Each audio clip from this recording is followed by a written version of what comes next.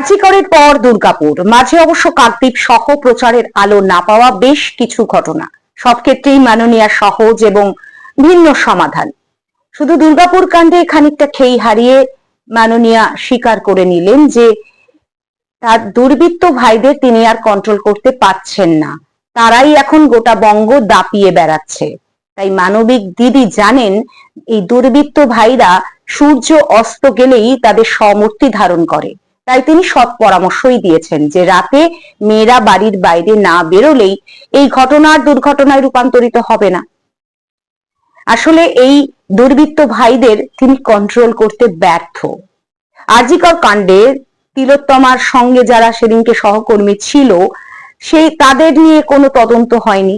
ঠিক এবারও দুর্গাপুর কাণ্ডেও তাদের সহপাঠী যারা ছিলেন তারা নিখোঁজ। আসলে এই মাননীয়ার জামানায় বোধহয় আর মানবিকতার কোনো মূল্য নেই, পাশবিকতারই বাজার বেশ ভালো। আর এই ডাক্তারি ইঞ্জিনিয়ারিং মানে এখন তো আর মেধা প্রয়োজন নেই, সব জায়গায় বেনো জল ঢুকে যাচ্ছে, দুর্বৃত্তদের অনায়াস যাতায়াত। আরজিকর কাণ্ডে যদি দৃষ্টান্তমূলক বিচার হতো তাহলে বোধহয় এই এতগুলো ঘটনার পুনরাবৃত্তি দেখতাম না, দুর্গাপুর দেখতাম না আমরা। কিন্তু আইন প্রশাসন ঠুঁটো জগন্নাথ, দুর্বৃত্তদের আর ঠেকায় কে?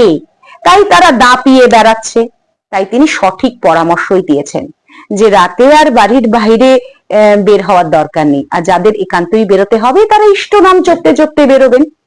আর 26-এ যদি আবার শিকে ছেড়ে সেক্ষেত্রে হয়তো মাথা মুখ ঢেকে বাইরে বেরোনোর ফরমান জারি হবে। বোঝা গেল কিছু?